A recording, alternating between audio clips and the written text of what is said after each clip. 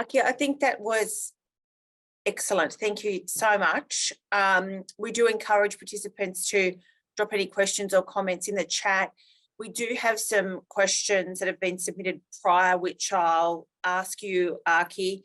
But just from my own perspective, I think from what you said, the things that resonate with me in the capacity as the owner of a business is that if we provide accessibility, we tap into more talent. And Akii, everyone I know that's running a business, the number one challenge is people and employing staff. And if we can look at making things more accessible, then we can attract those skills, those great skills that are there into the workplace. And I think that ties in as well to what you were saying, that when you do have chronic pain, one of the things that brings you joy and makes you happy is traveling and working. And so I think that work is a necessity for a happy life. I've had a job since I was 14 and I've loved it. And that's why our vision at Recovery Partners is to be a great place to work with great people, because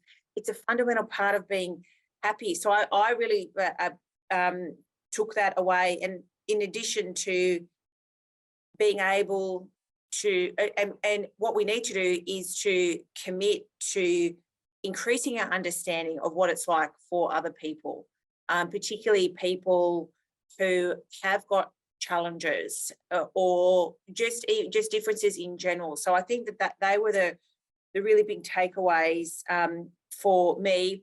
Obviously, both of our business, Recovery Partners and Ability Partners, we work with clients who have got chronic pain.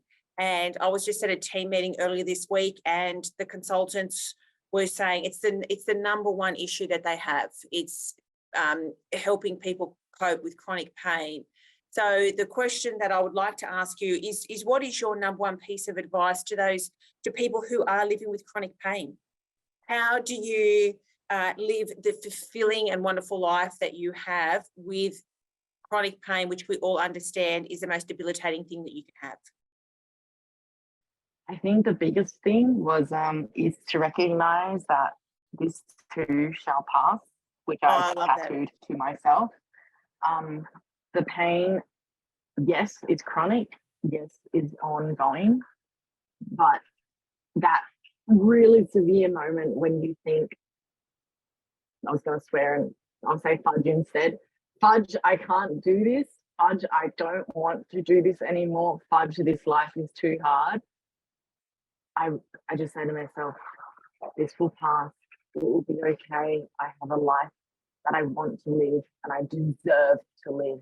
Recognizing that you deserve to live the life that you want to, and that you can find a way to make it manageable. Yes, it won't go away. You know, accepting as so I had my first spinal surgery when I was 16 years old. So 16. Accepting 16. So wow. I was getting cortisol injections and spinal injections and all of that as a 13-year-old, and going, what is my life? And going, I, you know, as you can imagine, was severely depressed and struggling and going, what is this and how do I continue?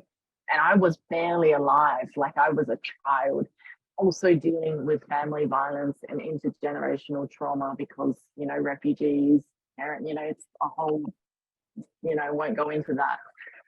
But then I recognized that if I could get to a point where I have medications and a regimen with physios or, you know, massage therapy or myotherapy or exercise, whatever it works for you, and I can find that regimen or that plan that works for me, that makes it manageable, so that the moments where I'm in excruciating pain, where I'm on the floor in fetal position crying, that it will pass and then I will get to live the life that I want to live. I will get there, and I deserve to get there, and everyone on this earth deserves to get there. And it's not fair. I'll admit that, you know, that the cards that some people get dealt, I don't know why I got dealt the cards I got dealt, and I do question that, and I'm sure the people that live with disabling chronic pain question that. But I don't have the answers to that. But all I know is if I can find a way to make it manageable, I can still have joy in my life. I can still have love in my life. I can still contribute the way that I want to and be able to make a difference in the world the way that I want to. But I need to recognize that I can't do that on my own. When I mean I can't do that on my own, I can't just, not take, like for me, I've mentioned medications, I've mentioned heat packs, I've mentioned the way that I cope and the way that works for me. Yeah. And I need to do those things, and I know those things are sometimes hard, and sometimes I don't want to take my meds, and I don't want to get out of bed, and I don't want to do the things that help me. But when I can do them, they will enable me to make it manageable enough so that I can continue with life and do the things that make me happy. Yeah. Is traveling difficult? Heck yes. Is it worth it for me? Absolutely. So I would do that, even though it's hard. So I got it tattooed on me because in moments where I wanted to give up, I kept saying, it will pass, Akii, it will pass. You can do this. Believe in yourself. Believe in the fact that you are strong enough to get through this. And I'm still here, aren't I? I'm living proof. So here we are. I love it. So that's what, yeah. It's such a, I was somewhere recently, and it was really big on the wall, this too shall pass. And it makes you stop and think about a lot of things. So, well, yeah, you've got a tattoo, you're never going to be forgotten. Our next question is, because you have just got such a vast experience in terms of dealing with chronic pain and being involved and being a thought leader and contributing to policy, what are some of the best examples that you've seen to increase accessibility for people with disability or chronic pain? And what are some of the worst? And I suppose, I think the question we're trying to see is, what are some of those things that we could all adopt into our lives to make it easier for people who have challenges? And what are some of those things that we should absolutely avoid? Firstly, working with the community you're supporting. So don't just assume what we need and what we don't need. Actually involve us. So exactly what you're doing now, like working with someone with lived experience and doing co-design, which means designing whatever you're working on, whether it be a policy, a strategy, a framework, a protocol, whatever it may be, and co-designing it with the community you're working with. So have a group of diverse intersectional people that live with chronic pain, as an example, and get them to share their experience and knowledge, but most importantly, pay them so they know that their lived experience is worth and is valuable. So have co-design panels, have advisory groups, have, all of that. Pay the people for their time and their expertise, because that expertise is sometimes more valuable than a qualification, because it's a perspective that you and I don't have, because everybody's experience is so different. And by incorporating that into whatever you're working on, a strategy, policy, etc., you are actively involving the lived experiences of the people that you are claiming to help. And if you want to make that real difference, you have to incorporate their stories. You have to incorporate their lived experiences, the good, the bad, the ugly, all of it, and make it work. Because that's how you truly represent the community you want to help. And I really like, Akii, that there is value, and that value deserves remuneration. And I think a lot of examples, there's, we'll ask this person to come and do this for free or talk for free, and that diminishes the value completely. So 100%. I think that's a great point that you make. What are some of the ways workplaces can accommodate non-binary people? And I ask that question, Akii, because when I look at our own environment here, through just having our relationship with you in the recent months, I feel that if a non-binary person, and we work in typical offices, we've got offices all over the country. When I walk into the buildings, there are ramps and there are disabled toilets, but there's male and female. And there's uniforms, just all these things that my mind has been open to since working with you over the past couple of months. I'm conscious of it, and I know it's so topical in other businesses and for other people. So what are those things that we can do that and I take your point, we should first of all be consulting with people who are non-binary and in the design process. But what are some of the apart from that, what are the some other things that we could do, even just to get it on the agenda and to help people? Yeah, absolutely. Well, firstly, the most simple thing is to have your pronouns displayed in your, whether it's your username, it's in your email signatures, so that makes the environment welcoming for people that may use different pronouns. Have pronoun pins if you choose to, so people who want to and feel comfortable to can share their pronouns. Also, just slowly making the environment welcoming instead of male and female, having all gender bathrooms so that people feel comfortable with using the one that connects with their gender more, particularly people who are gender fluid and may have different representations on presentations on different days or different connections. And so that they don't, it's when you are a non-binary person having, going, say, using a bathroom that people don't think you belong in and getting abused and all of that is just not okay. And so having an all gender bathroom makes it really straightforward and simple and makes people feel welcome.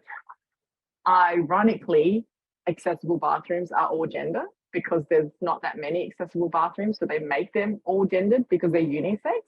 So I never have to think about it. So weirdly, it's welcoming because there's only ever like one wheelchair accessible bathroom, so I don't have to make a choice. But there are people that do. And also recognize and having capacity building and training, like just not just about being non-binary and learning and understanding about the LGBTIQA community, especially recognizing that LGBTIQA young folk have the highest suicide rate in Australia. It is absolutely devastating. Like, young people in general do have the highest suicide rate. It's the leading cause of death. But when you think about young people, particularly trans and gender diverse, they are 15 times more likely to consider suicide and go through with it. And that is not okay at any level by any means. And so having organizations that recognize this, put these policies in place, but also educate your staff, build their capacity and their understandings around pronouns, around misgendering, about understanding what the difference between a trans person is and a cis person is, and going. And just for anyone that doesn't know, a trans person is anyone that whose gender doesn't align or isn't assigned with what they were at birth or what their genitals are. So anyone that isn't, anyone who's gender fluid, anyone who's binary transgender, which is what people know about most often. So someone who is born as a male and is a woman, for example. So a lot of people know about binary transgender people, but there's also non-binary transgender people, and that's people like me who don't fit into the binary. And so having that education around being what LGBTIQA is, what being trans is, and building the capacity of your staff, but starting as simple as sharing pronouns in your meetings. Hi, my name is Akii, my pronouns are they, them. Hi, my name is Kelly, my pronouns are X, Y, and Z. It's just starting simple, and then having a policy, having an LGBTIQA and gender diverse policy, and then implementing those in practice and supporting people and supporting people's identities, so that once again, they don't have to compartmentalize themselves. They don't have to not be out at work.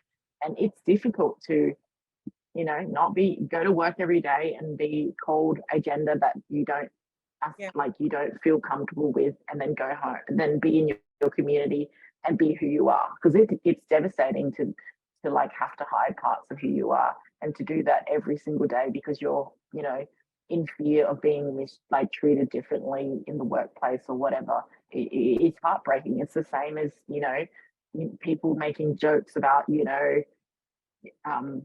homosexuality, when maybe your colleagues might not be straight and might be queer, and not having that safe enough environment and going, you know, where's your, you know, girlfriend, when they actually might be a gay person.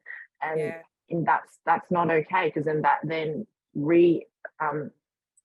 that pushes the heteronormative narrative, and it doesn't make it a safe environment where people can go, actually, I'm gay, this is my partner John, you know, like that's what I mean. And people should be able to share, this is my weekend. I went, you know, over the weekend I went for a hike with my partner John. I don't have a girlfriend, like, you know, don't make assumptions about people like that. But it's just about that education and that commitment to the education. Don't just say, oh, we're super inclusive of the community, and then not do anything. Yeah, exactly. Yeah. I think that's a danger. Yeah, I mean, you've got it. There's practical things that we need to do. So thank you very much for Akii. So we've approached finish time. I just wanted to thank our Auslan interpreters, Amanda and Dima, who have done a fabulous job. And thank you for Akii for asking us if we were having the Auslan interpreters, and for an event, these events that we've had in the past, we haven't, and we will now. And that, I thank you for that nudge, Akii, and also the way that you did it was very considerate and safe. But we are on a journey, our recovery partners and ability partners, to ensure that we are an inclusive employer, and that we do make everybody feel comfortable, and that we cater for needs for everyone. So thank you to our interpreters. And Akii, I did have some words written, but instead of that, I'd like to just read a comment from one of our participants in the chat. Thank you, Akii, for sharing your story, which is no doubt reflective of the lives of so many. All of us benefit from having an open mind and to observe the lives of others around us. Thank you for taking me outside of my bubble today. As an employer, you have assisted me to continue to grow and consider others more and more. Thank you. I think that comment really sums up how everyone's feeling, Akii. Thank you so much for this presentation today.